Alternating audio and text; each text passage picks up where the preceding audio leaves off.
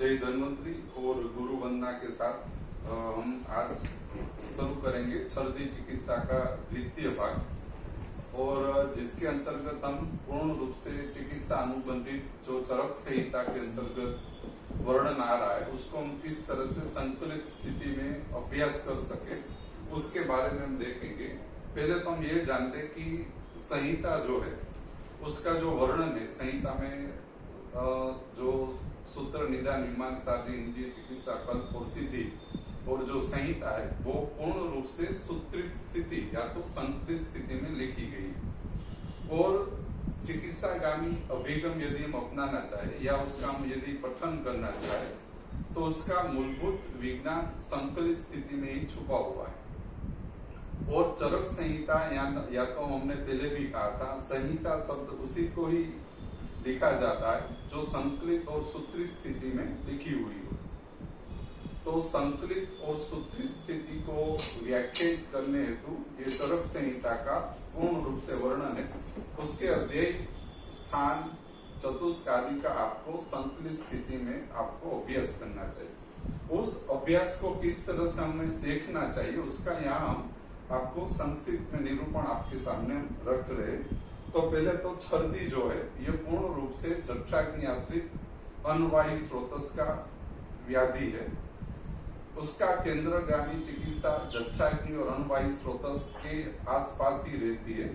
जैसे कि जठराग्नि है तो उसका लंघन दीपन पाचन उसका केंद्रगामी चिकित्सा सूत्र है, जो और अनवायु स्रोतस वो जो है वो उसका प्रकृतिगत अनुवर्तन दीपनीय और संग्रहणीय गण संग्रह या दीपनीय और संग्रहणीय चिकित्सागामी अभिगम से ही अनवायु स्रोतस का प्राकृत अनुवर्तन होता है।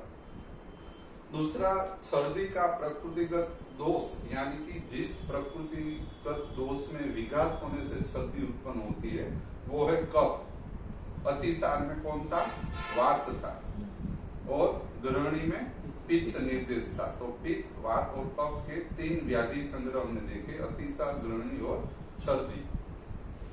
छर्दी की प्रकृति है उल्टी का होना, अधिष्ठान में प्राण, अनुदक, क्लेदक, समान, अपान और पाचक की इतने इसके अधिष्ठान है व्याधि संग्रह छर्दी के, यानी कि छर्दी नामक जो व्याधि है इतने अधिष्ठानों को ग्रस्त करके आश्रित करके रहती है।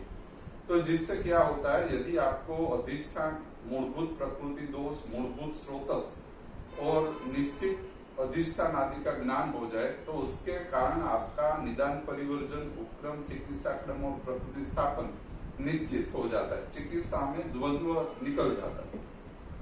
आपको एक बार पता चल जाए कि इतने ही स्थिति में आपको काम करना है तो चिकित्सा में द्वंद्व होना पूर्ण रूप से निकल जाता है। तो आपको चिकित्सा में द्वंद्व न हो, इसी कारण से संहिता का मूलगामी अध्ययन और अभ्यास करना अति आवश्यक है।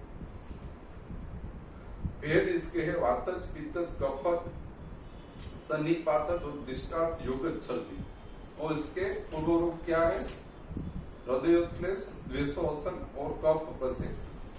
हृदयोत्क्लेश, द्वेषोसन और कफ प्रसेद उसको भी हमने प्राण उदक अनुसार विभाजित लास्ट लेक्चर में किए थे। उसके बाद हमने वातज, पित्तज, कफज और सन्निपातज छर्दी के जो लक्षण समुदाय लिंग संग्रह है उसको हमने प्राणवाही, अन्नवाही और उदक वाही स्रोतों अनुसार पूर्ण रूप से विभाजन करके हमने रखा था। तो वो विभाजन हमें किस तरह से काम आएगा, कब काम आएगा वो विभाजन? लक्षणों पर यानी कि मान लो छर्दी है तो छर्दी में जो अधिष्ठान संग्रह है प्राण, उदक, पाचक, क्लेदक, समान, इसमें से कौन सा निश्चित अधिष्ठान इस छर्दी ने ग्रस्त किया हुआ है यह आप पूर्ण रूप से ज्ञात कर सकते हैं। निश्चित अधिष्ठानों का ज्ञान प्राप्त करने हेतु लिंग समुदाय को अधिष्ठानों के साथ संकलित करना अति आवश्यक। और यह अधिष्ठान विशेष का हमें ज्ञान हो जाए तो तद अनुसार हमें चिकित्सा योजना, अन्नपान संग्रह, उपक्रम आदि की योजना करना ज्यादा सरल रहता है। लास्ट टाइम मैंने बोला था इसका प्रथम लिंग इसमें ही लिखा हुआ है, वही मैं आपको आज देता हूँ कि भाई अनवायु स्रोतस, वातिक छर्दी का अनवायु स्रोतस के साथ संकलित लिंग है नाभि अर्धी। तो उसमें क्या होता है नाभि अर्ति में? नाभि स्थान के आसपास के क्षेत्र में वेदना का होना। और दूसरा ये कैसी अर्ति यानी कैसा? वेदना का एक प्रकार है अर्ति, वेदना का एक प्रकार रुजा, रूप, तो भेद, ये सब वेदनाओं के प्रकार है जिससे वेदना की स्थिति का हमें ख्याल आता है। तो अर्ति में किस तरह की वेदना होती है? दुखदायक वेदना होती है। अर्ति यानी कि ऐसी पीड़ा जिसमें कष्ट और दुख की स्थिति रोगी को ज्यादा अनुभव होती है। अर्ति बराबर दुखदायक या कष्टदायक, आप उसको समझ सकते हो। ज्यादा दुख और कष्ट देने वाली वेदनाओं को अर्ति के रूप में जाना जाता है। अब मान लो नाभि अर्ति, नाभि स्थान में अर्ति होना, तो यह तो छर्दी एक व्याधि विशेष है जिसमें हमने नाभि अर्ति को देखा। लेकिन आपको कई अजीर्ण की स्थिति वाले और सामता वाले कई रोगियों में भी आपको नाभि अर्ति लेकर रोगी आपके पास आएगा। तो आपको ख्याल होना चाहिए कि यह अनुवाही स्रोतस का वात अनुबंधित लिंग संग्रह, वात के द्वारा उत्पन्न होने वाला और अनुवाही स्रोतस में आश्रित होने वाला यह लिंग संग्रह। और नाभि स्थान कौन सा है? पित्त स्थान नाभि। और दूसरा नाभि कब बिगड़ती है? नाभि स्थान में यदि अर्ति हो जाए तो आपको क्या समझना चाहिए? अनुवाही स्रोतस बिगड़ा है। दूसरा एक वात, बरोबर। अब मान लो मेरे पास ये हम अध्ययन कर रहे, लास्ट वीक में ही 15-20 दिनों से एक पेशेंट दर्दी का दवाई चल रहा था, उसको अजीर्ण की स्थिति में नाभि अर्ति, और हमने ज्ञात किया कि इसमें नाभि अर्ति है। लेकिन हमने इस तरह से कोई प्रकार का व्यवस्थापन नहीं किया। इसमें क्या अनुवाही स्रोतस और वातिक स्थिति का ही हमें विचार करना चाहिए।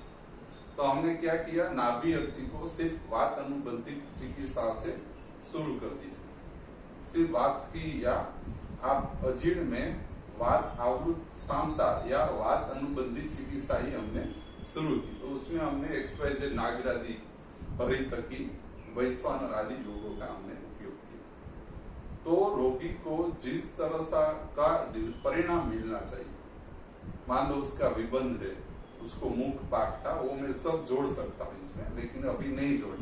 मान लो मुख पाक था, विबंध था, अरुचि हास्य विरस था, और नाभि अर्ति उसका मुख्य वेदना थी। तो नाभि अर्ति विबंध किसी में भी अच्छी तरह से आराम नहीं मिल रहा, सिर्फ वात अनुबंधित क्षेत्र का विचार करने। लेकिन नाभि अर्ति का परीक्षण करने के बाद 15 दिन के बाद हमने उसमें अनुवाही स्रोतस का विचार करके चिकित्सा में बदलाव शुरू किया। तो 2 से 3 दिन में ही पेशेंट को अपने सभी लिंग समुदाय में पूर्ण रूप से आराम।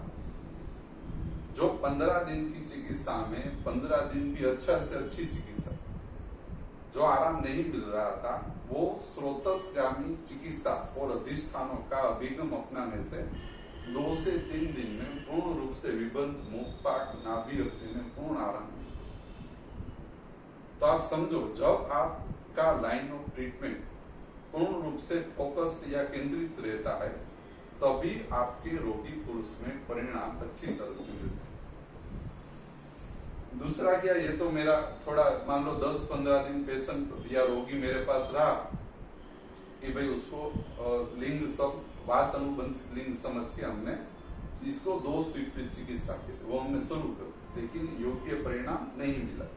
फिर हमने अधिष्ठान और दोष को केंद्रित करके नाभि अर्ति को अनुवाही स्रोतस और पित्त अनुबंधित, उसमें भी खास अनुवाही स्रोतस के साथ संतुलित करके चिकित्सा अनुबंधित अभिगम अपनाने से 2 से 5 दिन में पूर्ण रूप से अच्छा आराम मिलने लगे, यानी 70 to 80% रिलीफ हो गया। तो यह अभिगम किस तरह से आपको चिकित्सा में उपयोगी होगा, ये इसका मुख्य केंद्र है। यदि आप सिर्फ मान लो, अब हम क्या करते हैं, कोष्ठ में वेदना हो रही, नाभि में हो रही, बस एकदम मूल रूप से वेदना में वात का ही विचार करते हैं। लेकिन वेदनाओं के किस अधिष्ठान में वो आश्रित है, उसका भी स्रोतों अनुसार पूर्ण रूप से विभाजन। तो तद अनुसार चिकित्सागामी अभिगम आपको पूर्णता की ओर और सिद्धि की ओर ले जाए। यहाँ से हम छर्दी चिकित्सक का वर्णन चालू करेंगे कि सर्व छर्दीय आमाशय उत्क्लेश भवा, आमाशय उत्क्लेश से छर्दी उत्पन्न होती है। और कोई भी आमाशयगत उत्क्लेश हो तो उसकी एकमात्र चिकित्सा लंघन। अतिसार, छर्दी और ग्रहणी में साम निराम और लंघन का ही महत्व देखने को मिलता है।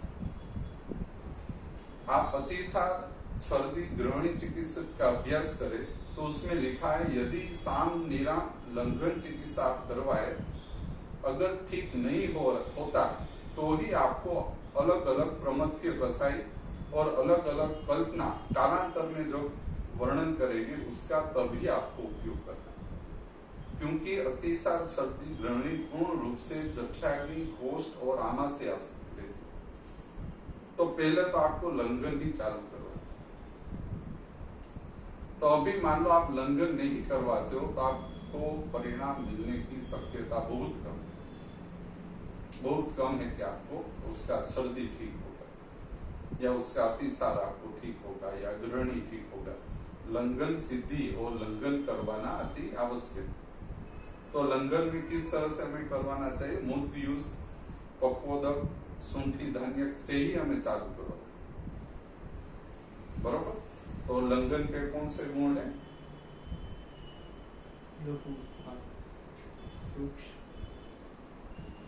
लंघन के गुण कर्म कौन से? सिद्धि, लंघन सिद्धि के गुण वात मूत्र पुरुषाणाम विसर्ग गात्र राघवे हृदय उद्गार कंठ आश्री शुद्धि शुद्धा तंद्राक्लमे गते शुद्धो जातो शुद्धो देव स्वेदो जातो तंद्राक्लमे गते, बरोबर। ऐसा उसका पूर्ण लिंग संग्रह है। तो आपको जब तक यह वात मूत्र पुरुषाणाम विसर्ग गात्र राघवे लिंग संग्रह पूर्ण रूप से सिद्ध नहीं होता तब तक आपको लंघन करवाते रहेंगे। और लंघन के पश्चात ही आपको अन्नपान संग्रह चालू करवाना, बरोबर। तो इसमें क्या लिखा है? अगर आप लंघन के वेद में चतुष्प्रकार संशुद्धि, पिपासा, मारुत, पाचन, उपवास और व्यायाम इतनों का आपको उपयोग करवाना। तो यदि दोष बाहर निकल रहे और उत्क्लेशित दोष, कोष्ठ भी स्तिमित है, भरा पड़ा है, तो पहले तो आप उसको वमन विवेचन करके सब अच्छी तरह से निकाल दीजिए। जो उन्मादगामी दोष हो उसको निकाल दीजिए। फिर क्या करें? उसको लंघन पर रख दीजिए। 4, 5, 7 दिन जितना अच्छी तरह से लंघन प्राप्त हो जाए तब तक आपको लंघन करवाना। इसमें लिखा है कि संशोधन लंघन रूप करवाए, यानी कि उत्क्लेशित दोषों में इतना करना। लेकिन मान लो उत्क्लेशित दोष नहीं है और रोगी को 4-5 छर्दी हो रही तो सिर्फ लंघन करेगा, आपको कुछ नहीं करना, लंघन चालू कर, बरोबर। और लंघन सिद्धि जब तक ना हो तब तक करवाए, मुद्गयूस, पक्वोदक का उपयोग, बरोबर। तो ये लंघन करवाना भी अपने आप में बड़ी बात है, ये भी हमको आना चाहिए लंघन करवाना। और चिकित्सा में औषध चयन करना, अन्नपान चयन करना बहुत छोटी बात, लेकिन उपक्रमों को अच्छी तरह से रोगी में लागू करवाना और उपक्रमों की सिद्धियों को देखना सबसे कठिन और ज्यादा, यदि वैद्य को जिसमें ज्यादा सोचना चाहिए वो है उपक्रम सिद्धि, कि उपक्रमों सिद्ध हो रहा है या नहीं हो रहा, और जिससे आपको पता चले कि अब आपको आगे जाना है या यहीं पे आपको काम करते रहना। मान लो लंघन ही सिद्ध नहीं हो रहा है और आप चिकित्सा स्थान के संप्राप्ति विघटन या प्रमथ्य कसायों में चले गए तो कुछ आपको प्राप्त नहीं होगा। तो लंघन करवाना भी हमें सीखना चाहिए। तो ये पठन से प्राप्त होता है और दूसरा प्रत्यक्ष कर्म करने से, बरोबर। एक से लंघन के बारे में मान लो परजाराम भाई रावल की जो बुक है आयुर्वेद का अमृत, उसके जो भाग है उसमें लंघन किस तरह से हमें करवाना चाहिए उसका बहुत ही सरल और अच्छी तरह से वर्णन। तो वो आपको पढ़ना चाहिए। उसमें लंघन की स्थिति किस तरह से लंघन करवाना चाहिए, बहुत ही सरल भाषा में लिखा है और उसी तरह से करवाना चाहिए। तो एक ऐसी बुक है आयुर्वेद कामरूप पर जरान भाई रावल की, उसी में से आपको सीख लेना चाहिए और रोगियों में और अपने पे करना चाहिए। बरोबर। अभी मान लो लंघन करवा लिया है हमने, फिर शेष दोष विरेकार्थ यानी कि अतिसार में लिखा था कि आमाशय कोष्ठ शुद्धि हो जाने के बाद शेष पक्वाशय दोषों के विरेकार्थ उसी तरह से अभ्याचूर्ण को मध के साथ प्रयोग कर दे। यहाँ सब अभी कोष्ठ शुद्धि ही चल रही है, लंघन सिद्धि ही चल रही है, यानी कि अभ्याचूर्ण को मध के साथ दे या अभ्याचूर्ण को पेय पान के साथ प्रयोग कर लंघन की स्थिति में। इससे क्या होता है, कोष्ठ शुद्धि और रस शुद्धि प्राप्त होती है, यानी कि पक्वाशयगत शेष दोष विरेचन उत्पन्न होता है। रस शुद्धि होती है और कोष्ठ शुद्धि होती है। रस की स्थिति में पेय का उल्लेख है, कोष्ठ की स्थिति में अभ्याचूर्ण को मध के साथ देना। लेकिन यदि रस की खूब दृष्टि हो गई हो तो लंघन के पश्चात पेय का अभ्याचूर्ण को पेय के साथ देना चाहिए। बरोबर। अगर आप पक्वाशय शुद्धि करवा रहे हो लेकिन आमाशयगत स्थिति कुछ आपको दिखाई देती हो, बराबर नहीं है, तो वल्ली फल द्वारा मृदु होमन देते।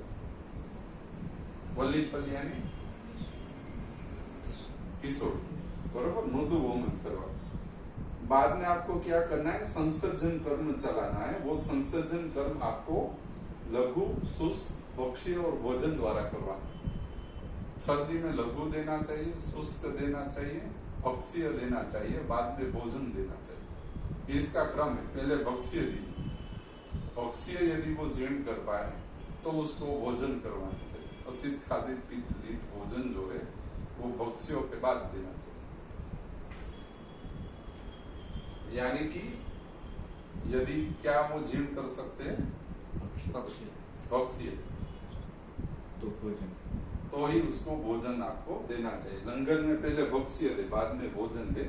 वातिक छर्दी, पित्त छर्दी, कफत छर्दी और दृष्टार्थ योगत छर्दी का चिकित्सागामी स्थिति हम देखें तो वातिक छर्दी में अन्नपान क्या देना चाहिए, तितर, लावा, मोर पक्षी का मांस रस सब बोर और दाड़म की अम्लता से युक्त करके आपको देना चाहिए वातिक छर्दी। तो यह जो मांस रस है ये अपने क्या गुणधर्म रखते हैं, ब्रुवण है और वातज्ञ, बराबर। एक स्थिति में आप देखें तो यह पूर्ण रूप से वातज्ञ स्थिति का कार्य करते। और दूसरे जो तो ये प्राणवाही स्रोत अनुबंधित वातिक छर्दी की वेदनाओं को सापेक्ष या शुद्ध करेगी। प्राणवायु स्रोत अनुबंधित वातिक छर्दी के लिंग समुदाय में लंघन पश्चात कालांतर में आपको इसका उपयोग करना चाहिए। तो इसमें आप देखें तो वातिक छर्दी की प्राणवायु स्रोत अनुगामी में रक्तपार्श्व पीड़ा, श्वास, स्वरभेद, तोद आदि वात अनुबंधित लिंग समुदाय। तो सामनिराम लंघन पश्चात जब आप अन्नपान संग्रह चालू करें और यदि ये इसको सात्मी है तो आपको उसको देना चाहिए। वरना क्या करना चाहिए, लघु, शुष्क, गरम, प्रवाही, वातज्ञ अन्नपान आपको गरम, प्रवाही, वातज्ञ अन्नपान आपको देना चाहिए। वातिक रोग अनुसार जो अन्नपान है, गरम, प्रवाही, वातज्ञ अन्नपान, यदि ये नहीं देना चाहिए तो आप उसको दाड़म और बोर की अम्लता से युक्त करके गरम, प्रवाही, वातज्ञ अन्नपान दे। तो हम क्या करते हैं, क्या हम रूटीन हम क्या यूज करते हैं अन्नपान में, वात रोग में आप क्या देते हो, मक्का, दाल भात, बराबर। गरम, प्रवाही, मूंग दाल, चावल, गरम खिचड़ी, इससे ही आपको काम अभी चलाना है। उसको बोर और दाड़म से युक्त कर। ये बोर और दाड़म जैसे अम्ल संग्रह ये अनुवायु स्रोत पे कार्य करते हैं, उसको प्राकृत अनुवर्तन के साथ जोड़ते हैं। तो हमने ये हम अपनी प्रैक्टिस में अभी उसको यूज कर रहे दाढ़ आदि को, तो जिससे अनुवायु स्रोतसगामी स्थिति अच्छी तरह से प्राप्त हो। बरोबर। जौ कड़थी को बोर और दाढ़ी के साथ अन्न की योजना करे तो ये क्या करेगा, अन्नवाही और उदकवाही और कफानुबंधित स्थिति और स्रोतस को सापेक्ष करने में, अनुवर्तन को सापेक्ष करने में उपयोगी होगा। जौ कड़थी बोर और दाढ़ी से युक्त अन्नपान दे। तो इसमें लिखा है कि यदि मुख शोष हो तो यह वातिक सर्दी का उदकवाही स्रोत अनुबंधित या कफ अनुबंधित लिंग संग्रह।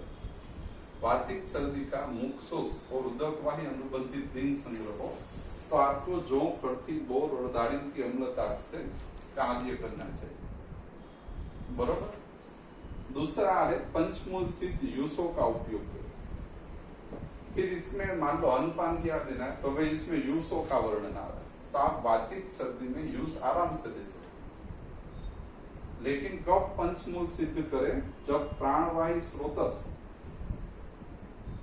अनुबंधित और उदक अनुबंधित लीन संग्रह हो तो तब आप पंचमूल सिद्ध यूसो का उपयोग करें। बरोबर। दूसरा इसमें लिखा है कि वातिक सर्दी का कॉमन एक उपद्रव लिखा है रद्रवत्व। वातिक सर्दी में कालांतर में या साथ में रोगी को रद्रवत्व उत्पन्न होता है।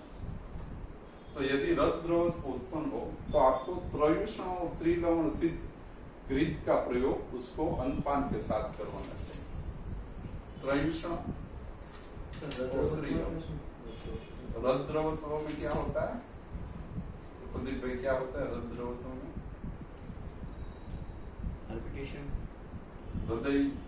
हृदय ना धबकाराમાં વધઘટ થાય સરળ ભાષામાં રદ્રવત્વ દોડવું બે વધઘટ થાય जिसमें हृदय ना धबकारा अनियमित થાય વધઘટ થાય તમને અનુભવાય ધબકારા એને રદ્રવત્વ કહેવાય। नॉर्मल प्राकृत स्थिति में हृदय के जो बीट्स रहते वो आपको अनुभूत नहीं होते, लेकिन अप्राकृत स्थिति में उसको आप महसूस कर सकते कि बढ़ रहे कम हो रहे। जब आपको ये महसूस हो रहा बढ़ना और कम होना और उससे आपको दिक्कत हो रही तो इसको रद्रवत्व ज्ञात करना चाहिए। तो रद्रवत्व दो स्थिति में होता है, एक प्राणवायु स्रोतस और एक रसवायु स्रोतस, क्योंकि दोनों का उत्पादक मूल हृदय रस दृष्टि में भी हो सकता है और प्राणवायु स्रोतस दृष्टि में भी हो सकता है। तो यदि प्राणवायु स्रोतो दृष्टि हो तो त्रयुषण और त्रिलवण का उपयोग करें। सरल से सरल त्रयुषण और त्रिलवण प्राणवायु स्रोतसगामी अनुबंध में देना चाहिए। लेकिन यदि रस दृष्टि हो तो धान्य नागर अभया दाढ़ी दधी के सिद्ध घृतों का उपयोग करना चाहिए।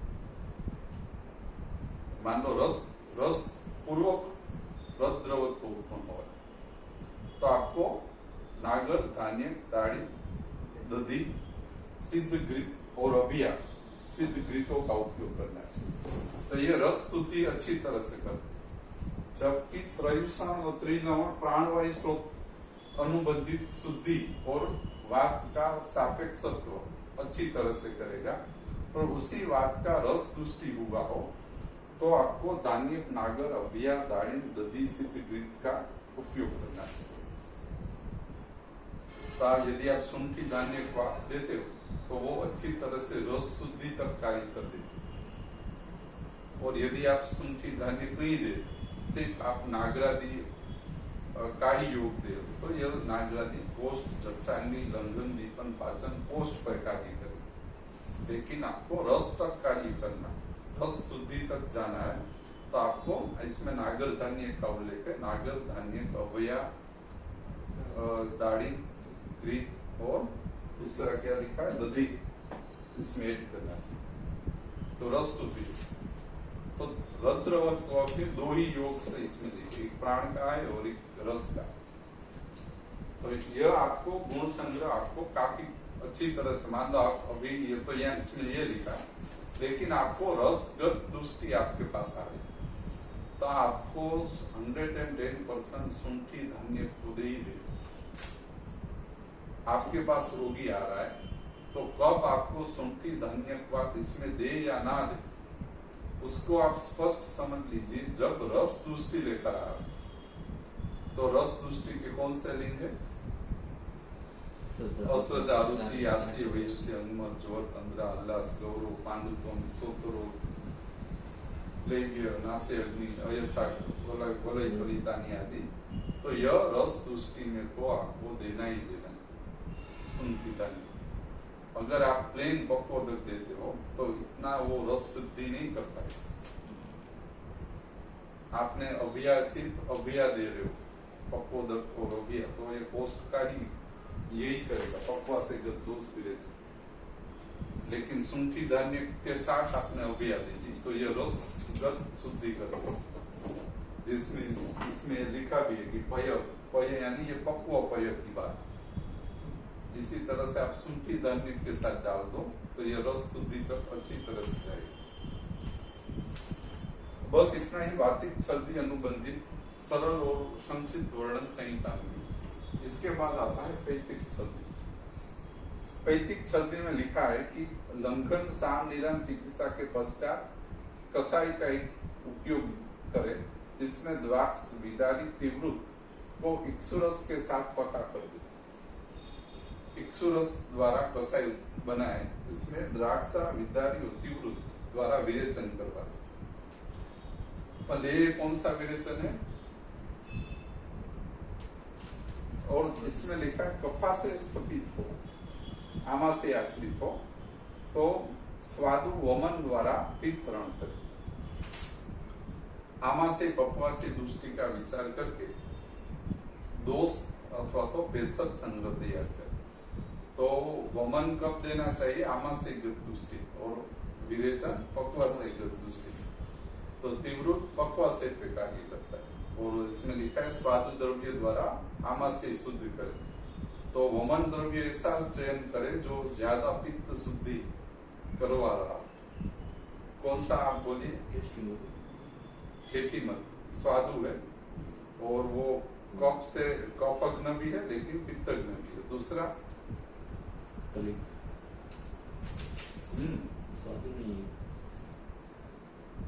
वो अच्छा है छेठी मत, इसमें इसका प्रयोग भी आएगा। अनपान, अनपान में मंथ दीजिए और पैतिक छल्दी में पेया दीजिए, यूस दीजिए और मांसरसों का उपयोग होता है। मंथ, पेया, यूस और मांसरस द्वारा पित्तक छल्दी के अनपान सही करें। तो सभी नहीं देने, जो लागू आपको हो रहा है वही आपको देना है। मान लो पित्तक छल्दी का प्राणवायु स्रोतोगामी लिंग में आता है मूर्छा और रुशोषण, पित्त, हरित, धूम्र, होमित, सौदा। तो उसमें क्या करना है? वातिक अनुबंधित लिंग में चांगल मांसरस ज्यादा काम करेगा। वात पित्तक छल्दी का प्राणवायु स्रोत अनुबंधित और वात के साथ अनुबंधित लिंग संग्रह में मांसरस ज्यादा काम करेगा। उदक वायु, मान लो पित्तक छल्दी का उदक वायु स्रोत अनुबंधित दुष्टि लक्षण में यूस ज्यादा काम करे। इसमें क्या लिखा है? पिपासा और मुक्सोस, ये पित्तक छल्दी का उदक वायु स्रोत अनुबंधित लिंग। और उसमें यदि आप दूसरा देते हो तो इतना काम आपको नहीं दे पाए, बरोबर। फिर मंथ और पेया ये दोनों अनुवायु स्रोत अनुबंधित कल्पना अनपान करती। सभी कल्पना अनुवायु पे ही कार्य करती है लेकिन निश्चित स्रोतस और अधिष्ठान पे उसकी ज्यादा प्राकृत अनुवर्तन को अच्छी तरह से वो जोड़ेगी, क्योंकि उसमें निश्चित क्या रहता है? कसायत्व रहता है, रस रहता है। निश्चित रस और कसायत्व के कारण अपने अपने स्रोतों को अच्छी तरह से जोड़ेगी। और सभी को मधु और शर्करा के साथ दे। पित्तक छल्दी में सभी अन्नपान को मधु शर्करा के साथ ही देने की बात।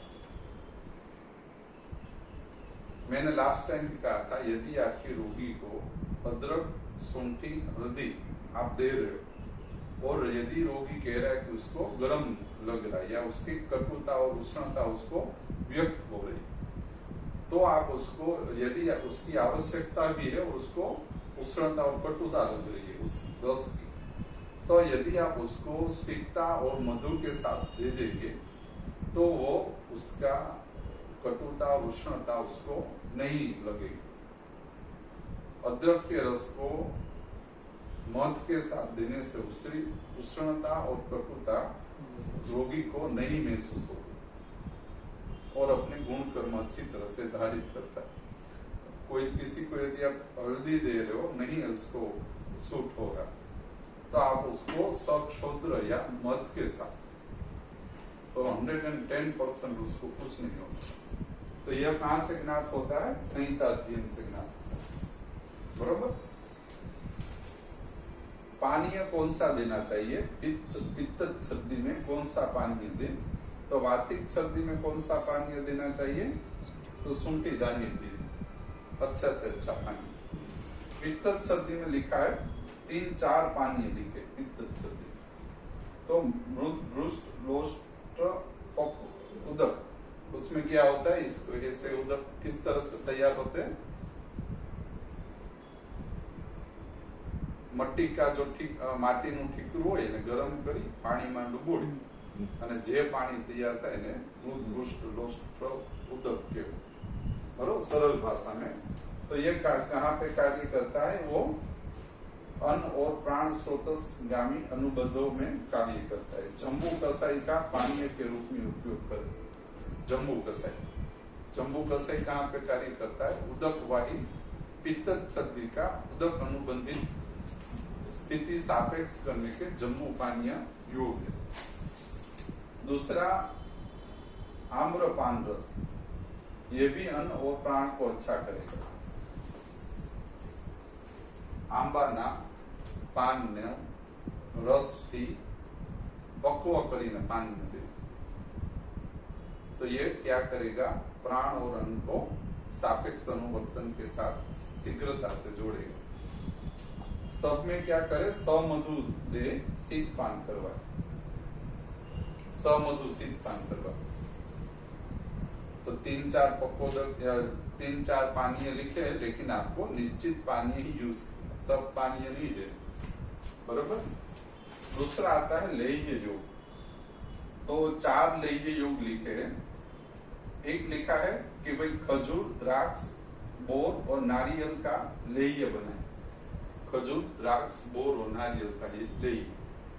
तो यह लेह्य अनुवाहित स्रोतोगामी अनुबंध अच्छी तरह से ठीक करेगा। हरितकी का मधु के साथ लेह्य करवाए, तो ये प्राणवाही अनुबंधित स्थिति को पैतिक सर्दी में अच्छी तरह से ठीक करेगा। सीतोपल, मार्क्सिक और पिपली का लेह्य कराए, ये भी उदक और अन्न को प्राकृत अनुवर्तन के साथ जोड़ेगा। और रसवंती, लाजा, नीलोत्पल और बोर का लेह्य करवाए, यह उदक और अन्न को प्राकृत अनुवर्तन के साथ जोड़ेगा। बरोबर। और लेह्य कल्पना कहाँ कार्य करती है? लेह्य यानी क्या? पोस्ट पे काम करते हैं, उसमें भी सविशेष आमाशय पे कार्य करते हैं। लेह्य कल्पना चाटन हो ना, आमाशय ऊपर सविशेष कार्य करता है।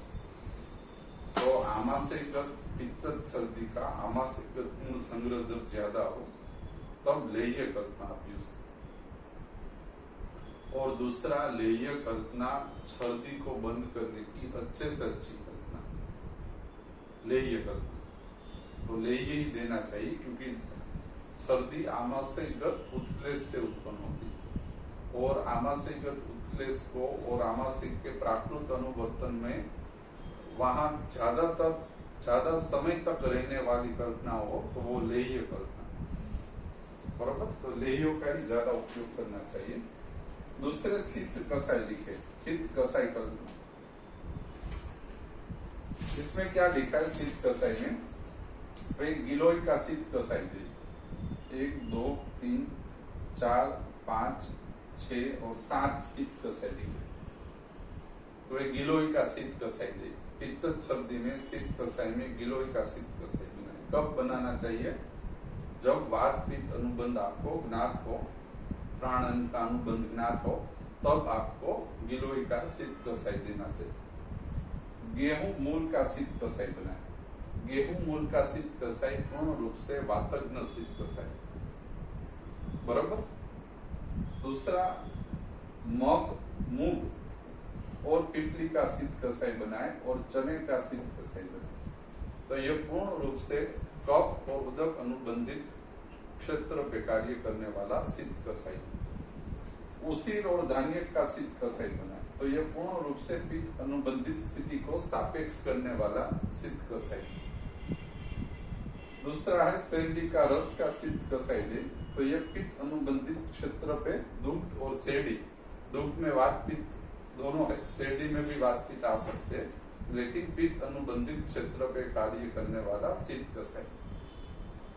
शेरडी का रस कहाँ पे कार्य करता है, और दूसरा यह भी है, एक तो दोष अनुसार और अधिष्ठान अनुसार हम जोड़ रहे हैं, दूसरा मान लो दुग्ध और शेरडी का रस है, तो यह कोष्ठ पे तो कार्य करता ही है, लेकिन रस पे उसका ज्यादा कार्य आपको मिलने वाला है, बरोबर।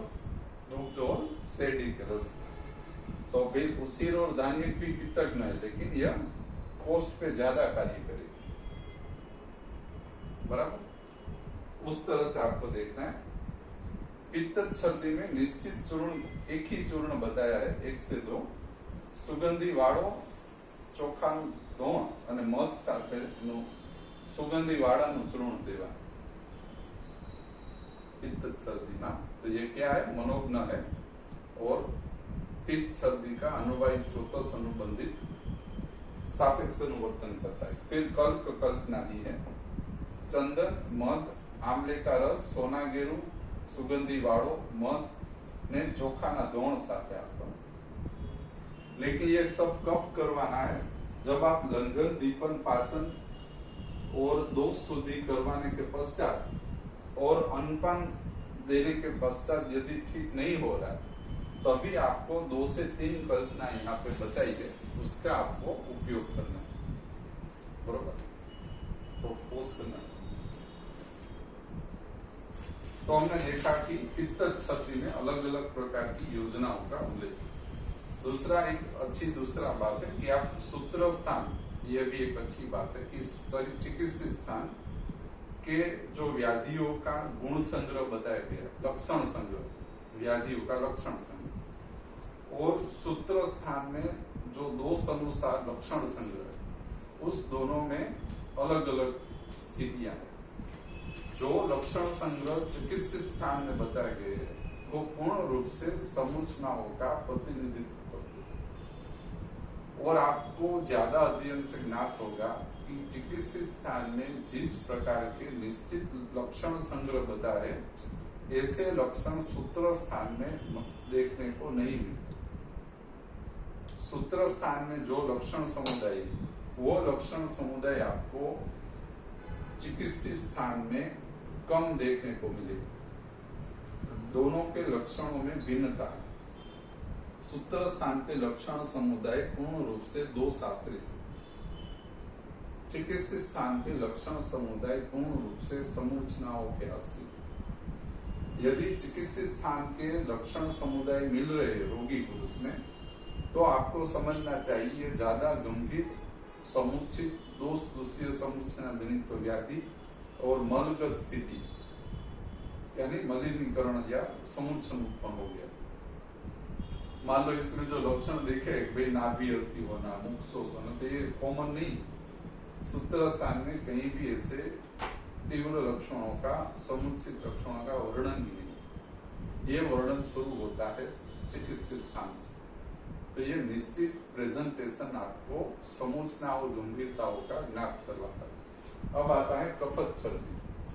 कफत छर्दी में क्या है कि पहले तो वमन योग, वमन करवा दे, ये पंचकर्मीय वमन का स्थिति का उल्लेख है। अन्नपान कौन सा देना चाहिए? गेहूं, चोखा, मग, परवल, गिलोय, नींब, त्रिकटु, तक्र और बोर के साथ सिद्ध करते। तो कफत छर्दी में गिलोय कब डाले, त्रिकटु कब डाले, कफत छर्दी में नींब कब डाले, यह आपको अध्ययन से ज्ञात होगा। कफत छर्दी का उदक वायु स्रोत अनुबंधित दूसरी लक्षण ज्यादा हो तो आपको त्रिकटु डालना। कफत सर्दी में पित्त वात अनुबंधित लक्षण संग्रह और ज्यादा हो तो गिलोय डाल दो। तो कौन से औसत संग्रह से अनुपान को सिद्ध करना और निश्चित स्रोत दृष्टि अनुसार आपको तय करना। चूर्ण दे, इसमें क्या चूर्णों का उल्लेख है। चूर्ण भी किसके देने, देखो मग, चना और वटाणा चूर्ण जेठी मध ने શું ફાયદા આપો તા ભક્ષી હે બધે। त्रिफला और विडन का चूर्ण मध और सूंठ के साथ। जांबू फल का चूर्ण बोर और मध के साथ। तमाशा और काकड़ा सिंगी का चूर्ण मध के साथ। कफत सर्दी। तो यह भी आपको स्रोतस और दोष अनुसार निश्चित कर देना चाहिए। दूसरा बस इतना ही, कफत सर्दी में इतने ही योग दिखाए। यदि उदीर्ण वेग हो तो आपको बीजों का रस, कोठा नो रस मध, मनसील और पीपर के साथ देने पे उदीर्ण वेग बंद हो जाता है। कफत सर्दी का उदीर्ण वेग हो या सभी उदीर्ण वेग में आप यूज कर सकते हो। दृष्टार्थ योगत सर्दी में सिर्फ पंचेंद्रिय विषयों का सम्यक सेवन चालू करना, तभी यह ठीक होगी। दूसरा इसमें कुछ लिखा है, समुत्थान भेदी कर। और दूसरा ऐसा लिखा है, यदि वो विषय असात्म्य भी हो तो भी आप उसका सेवन करिए। मान लो टीवी देखना, सिनेमा देखना, तो वो मूल रूप से असात्म्य, लेकिन उसको अच्छा लग रहा है तो देखिए। ये इसके अधिष्ठार्थ योगत सर्दी का संकल बताया है। दूसरा, सर्दी का यदि अति योग हो रहा हो तो उसमें स्तंभन और भ्रूण चिकित्सा और अतिसारवत चिकित्सा लागू करें। कौन से योग देने चाहिए, तो कि सर्पी गुड़ का उपयोग करें। गुड़ सर्पी सर्दी के अति योग में। कल्याण सिद्ध क्षीर और घृत का उपयोग करें। त्रयुष्ण सिद्ध क्षीर और घृत और जीवनीय गण सिद्ध क्षीर और घृत का उपयोग करें। बराबर। और क्या करें, ऋषीय योग और लेयों का और मांस रसों का दीर्घ काल तक उपयोग करवाएं। यदि अच्छा भी हो गया हो रोगी, तभी आप यह क्षीरों का, घृतों का और लेयों का लॉन्ग टाइम तक उपयोग करो। बराबर, 4-6 महीने, साल तक आप ले सकते हैं। दूसरा, यहाँ पे सर्दी का संक्षिप्त में पूरा होता है। और हम जो योग यूज करें उसमें मुख्य रूप से अजमाइन है, सौंफ है, सांपर है, कलिंग आदि और इंद्रियवादी नामक योगों को लंघन आदि स्थिति में और दोष अनुसार हम उसको जरूरत पड़ने पर यूज करते हैं। अब आता है चतुर्विष्टि पुरुष का संक्षिप्त स्थिति देखे। तो चतुर्विष्टि पुरुष का वर्णन कहाँ आता है, सारिस्थान। सारिस्थान में कितने पुरुषों का वर्णन है, 3 पुरुष, एकदा, सर्दा और चतुर्विष्टिधात्मक पुरुष। तो ये पुरुषों का वर्णन हमें कब उपयोगी होगा, रोगी पुरुष में। मान लो आप रोगी के तौर पे मेरे पास आए तो हम चतुर्विष्टि पुरुष कब देखेंगे। सारी स्थान क्या है, परीक्षण है हमारा, त्रिबोध्य संग्रह परीक्षा का परीक्षण विषय सारी स्थान। और शारीर क्या है, यह मैंने सेमिनार में भी बात किया। शारीर हमारा क्या है, शारीर सारी स्थान यानी कि एकता सूक्ष्म में से स्थूल स्वरूप में परिवर्तन होना, यह सारी स्थान की क्रमबद्ध स्थिति बताएगी। लेकिन सारी स्थान हमारा शरीर नहीं है। तो शरीर और शारीर अलग है। शरीर में क्या आता है, एनाटॉमी, और शारीर में क्या आता है,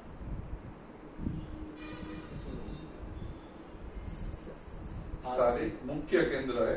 हमारा जो अंग, आशय, अवयव, स्रोत, प्रणाली सभी को चलाने वाला जो मुख्य केंद्र है वो है शारीर। उसके 3 विभाग, एकदा, सर्दा और चतुर्विंशति, कतिदा पुरुषो दिमाग धातु भेदे विद्यते।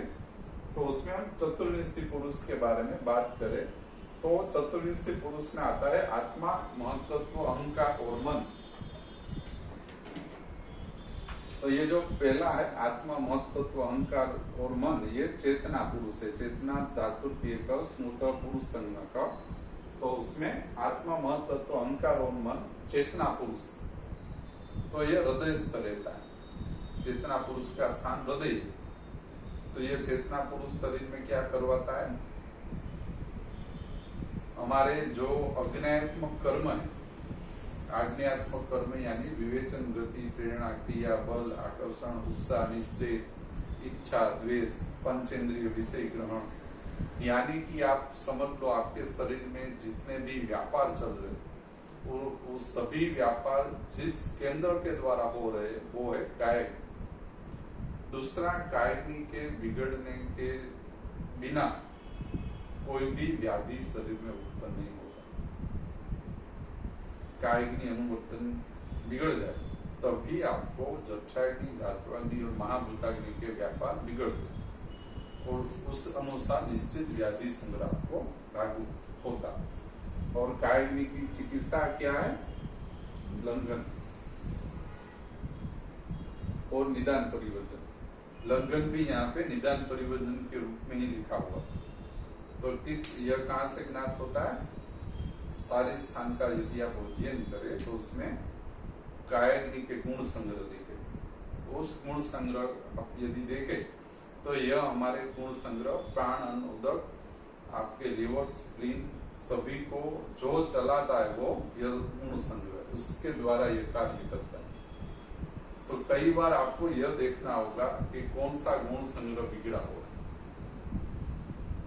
ये सब क्या है? जब गंभीर व्याधि आपको रोगी को लागू होगी तब आपको चतुर्विष्टि पुरुष के बारे में अवश्य में विचार करना पड़ेगा। और समूचनाओं में तो अवश्य में इसका विचार हमें करना पड़ेगा। इसमें आता है आकाश, वायु, तेज, जल और पृथ्वी, पंच महाभूत इसके साथ जुड़े हुए। चतुर्विष्टि पुरुष में पंच महाभूत आते, पंच ज्ञानेन्द्रिय, पंच कर्मेंद्रिय और पंच तन्मात्रा आती है।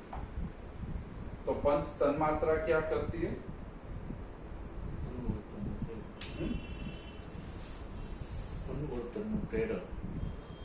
अनुवर्तन का। दूसरा, जो ज्ञानेन्द्रिय है, कर्मेंद्रिय है, आपके जो महाभूत है, जो भी आप वैश्वानर में से ग्रहण करें और सभी इंद्रियों का, धातुओं का, मलों का जो पोषण होने वाला, उस पोषण को ग्रहण करने वाला या पोषण प्रक्रियाओं को चालू कराने वाली पंच तन्मात्रा। पंच तन्मात्रा कायग्नि के साथ जुड़ी हुई रहती है और वो हमारे शरीर में अनुवर्तन का कारण होती है। यदि आप अन्नपान ग्रहण करते हो और वो अन्नपान रस बन जाता है तो उसमें ये पंच तन्मात्राओं का बहुत बड़ा महत्व है। ये क्या करती है? हमारे शरीर को अनुवर्तन के साथ जोड़ती है। यदि ये पंच तन्मात्रा बिगड़ जाए, वृद्धावस्था में, कालांतर में, व्याधि में यही होता, पंच तन्मात्रा बिगड़ जाती है। कायग्नि का अनुवर्तन कराने वाली, कायग्नि को शरीर में अनुवर्तित करने वाली पंच तन्मात्रा यदि ये इसमें विक्षेपित हो जाए तो यह आपके विषयों को, पोषण प्रणाली को विक्षेपित कर देती, तो या तो दूषित कर देती। इसको क्या कहते हैं? जठराग्नि, धात्वाग्नि, महाभूताग्नियों का मांद्य कहते और निश्चित दोष ही उत्पन्न होते। पंच तन्मात्राओं से शारीर और मानस प्रकृतियों का जन्म होता है। आप कफ प्रकृति के हो, वात प्रकृति के हो, पित्त प्रकृति के हो, समाग्नि, विषमाग्नि, तीक्ष्णाग्नि वाले हो, यह तय करने वाली स्थिति है पंच तन्मात्रा। कायग्नि का अग्नि के साथ जुड़ाव, समरूप जुड़ाव समाग्नि उत्पन्न करेगा, सम दोष करेगा। પાંચ છે અને શારીર અને માનસ બે प्रकृति मतलब सात्विक, राजसिक, तामसिक प्रकृति और वातिक, वैदिक, कपच प्रकृति और अग्नि નો પ્રકાર કે વિષમ, તીક્ષ્ણ, સમ અગ્નિ તમારી શરીરની જે પેટર્ન હોય ને એ પેટર્ન તમારી કાયગ્નિ અને પંચ તન્માત્રાથી નક્કી થાય। પેટર્ન નક્કી થઈ જાય તમારી सूक्ष्म भाव છે સૂક્ષ્મ ભાવથી પેટ નક્કી થાય આનું સમુત્થાન થાય વિચ્છેદ અથવા એનું રક્ષણ કરી શકો આ જન્માંતર હોય એટલે એ તમારી સાથે હોય જૈનમાં હોય ત્યારથી ફિક્સ હોય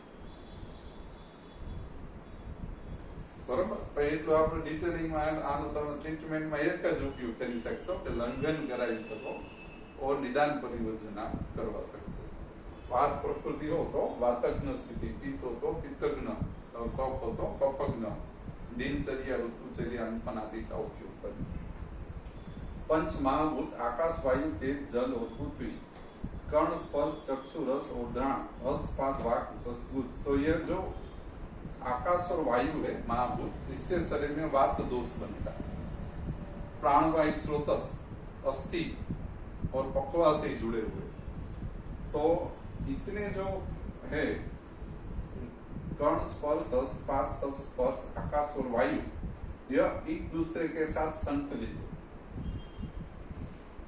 और इसके आकाश और वायु महाभूत से 5 वायु प्राणवायु स्रोतस अस्थि वायु स्रोतस और पक्वा संयोग का पोषण होता है या उसके व्यापार चलते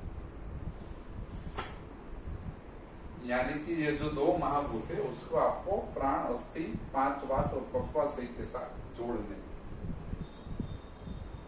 और प्राण वायु स्रोतस अस्थि वायु स्रोतस 5 वात और पक्वा से की समुच्चयगत दृष्टि यदि हो जाए तो इंद्रियगत विकृति मिलना स्वाभाविक। इसी अध्ययन को दिखाने के लिए इंद्रिय स्थान व्याख्या किया गया। ઇન્દ્રિયગત વિકૃતિ આપણે સમજવી હોય તો એના કર્મ બાધિત થાય કે કર્મ બંધ થઈ જાય બાધિત થાય બંધ થાય તો પૂર્ણ રૂપ से आवरण समझना प्रवर मध्यम अवर अथवा पूर्णा उस अनुसार विभाजन करना आप समझे प्रवर मध्यम और अवर अथवा अनुसार विभाजन करना मान लो मेरे रोगी पुरुष को अस्थिगत वात समुचित स्थिति और उसमें उसको डिजनरेशन उत्पन्न हो रहा है 1-2 साल हो गया और रोगी को पादगत पूर्ण रूप से वेदना पाद में पूरा पाद आ जाता है बराबर मान लो उसको शक्ति साल है तीव्र वेदना है निंद्रा नहीं आती तो यह पाद जो है उसको कर्मेंद्रिय है वायु रूप महाभूत से साथ जुड़ा है यानी कि अस्थि का वायुगत भाग बिगड़ा हुआ है और कर्मेंद्रिय जुड़ी हुई तो कर्मेंद्रिय हमारे शरीर में क्या करती है कर्म अनुबंधित स्थिति सापेक्ष शक्ति दूसरा कर्मेंद्रिय महाभूत का स्थान तो आपको यह समझना चाहिए कि अस्थि का वायुगत भाग बिगड़ा हुआ है रचनात्मक स्थिति में बिगड़ा लेकिन ये जो महाभूत है वो जब चतुर्विंशति पुरुष के साथ आप जोड़ रहे हो तब उसके ज्ञान और कर्म ऐसे 2 भेद होते जो कर्मात्मक स्थिति है महाभूत की वो क्या करती है फंक्शनल महाभूत का जो फंक्शनल प्रॉपर्टी है उस पर वो कार्य करती है तो पादगत वेदना यह बताती है कि वायु का अस्थिगत फंक्शनल जो वर्क था वो बिगड़ गया